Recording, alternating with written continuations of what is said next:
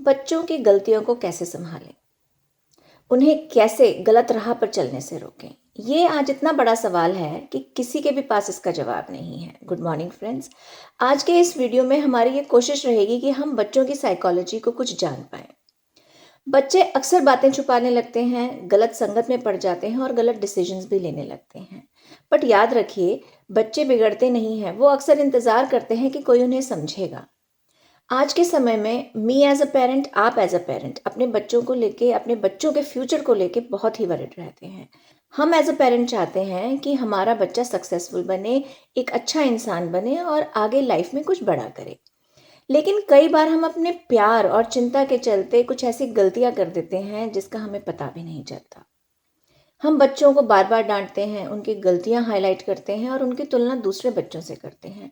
लेकिन हमें ये भूलना नहीं चाहिए कि हर बच्चा अलग है। हम ये सोचते हैं कि अगर हम उन्हें प्रेशर देंगे तो शायद बच्चा सुधर जाएगा, लेकिन असल में कई बार यही प्रेशर बच्चों को हमसे दूर कर देता है। आज के बच्चे सिर्फ डिसिप्लिन नहीं चाहते, वो कनेक्शन चाहते हैं, वो एक इमोशनल कनेक्ट चाहते हैं। वो चाहते हैं कि कोई उनकी बात सुने, उनके इमोशंस को समझे और उनकी गलतियों के पीछे छुपे रीज़न को समझे। कई पेरेंट्स कहते हैं, हमने अपने बच्चों के लिए सब कुछ किया, फिर भी वो हमारी बात नहीं सुनते। लेकिन सवाल ये है कि क्या हमने कभी बच्चों की बात सच में सुनी है? क्योंकि एक पेड़ को बड़ा करने के लिए सिर्फ पानी देना या खाद देना काफ़ी नहीं होता। उसे सही डायरेक्शन में बढ़ने के लिए सही सपोर्ट और केयर देना भी ज़रूरी है। बिल्कुल वैसे ही बच्चों को सिर्फ फैसिलिटीज़ नहीं, बल्कि इमोशनल गाइडेंस की ज़रूरत होती है। इस बात को समझने के लिए हम आचार्य चाणक्य की एक कहानी याद कर सकते हैं। जब चाणक्य ने छोटे चंद्रगुप्त को देखा, तब चंद्रगुप्त उस समय पर एक आम बालक था। चाणक्य ने उसे डिसिप्लिन, पेशेंस, स्ट्रैटेजी और डिसीजन मेकिंग सिखाई। चाणक्य जानते थे कि अगर बच्चे को सिर्फ गलती पर सजा मिलेगी तो वो डरना सीखेगा, लेकिन अगर उस गलती के पीछे उसके लेसन समझाए जाएंगे तो वो सीखना शुरू करेगा। बच्चों को कंट्रोल मत करिए, उनको कंट्रोल करने की कोशिश ही मत करिए। उन्हें गाइड कीजिए, क्योंकि कंट्रोल कुछ समय के लिए काम करता है, लेकिन अंडरस्टैंडिंग पूरी जिंदगी काम करती है। बच्चों के साथ कम्युनिकेशन का ब्रिज बनाइए।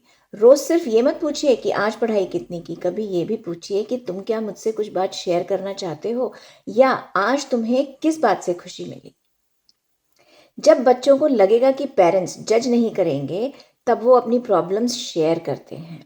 गलती को कैरेक्टर मत बनाइए। अगर बच्चे ने कोई गलती कर भी दी तो उसे हमेशा ये मत कहिए कि तुम हमेशा गलत करते हो, तुम ऐसा ही करते हो, क्योंकि बच्चा धीरे धीरे वही मान लेता है जो उसके पेरेंट्स उसके बारे में बोलते हैं।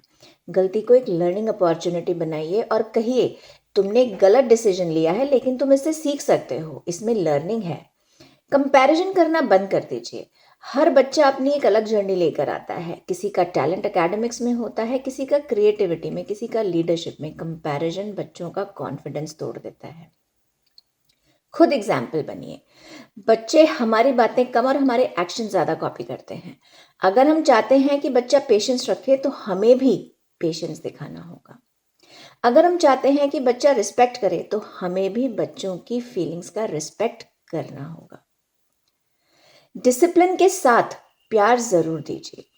प्यार बिना डिसिप्लिन के बच्चे को केयरलेस बना सकता है, और डिसिप्लिन बिना प्यार के बच्चे को इमोशनली डिस्टेंट बना सकता है। एक बैलेंस्ड अप्रोच ही बेस्ट पेरेंटिंग है। याद रखिए, एक बच्चा मिट्टी की तरह होता है, लेकिन उसे शेप देने के लिए सिर्फ फोर्स नहीं, बल्कि पेशेंस और अंडरस्टैंडिंग की जरूरत होती है। Parenting is not easy. इसलिए अगली बार जब आपका बच्चा कोई गलती करे तो गुस्से से पहले एक बार सोचिए, मेरा बच्चा गलत नहीं है, शायद उसे मेरी गाइडेंस की ज़रूरत है। क्योंकि एक बच्चे का फ्यूचर सिर्फ उसकी पढ़ाई से नहीं, बल्कि उसके पेरेंट्स के व्यवहार और उनके गाइडेंस से भी बनता है। बच्चों को सिर्फ दुनिया से लड़ना मत सिखाइए, उनको खुद को समझना भी सिखाइए, क्योंकि वही उनकी सबसे बड़ी जीत होगी। तो आज से अगर कभी भी आपका बच्चा कोई गलती करे तो उसे डांटिए मत, उसे सिर्फ समझिए।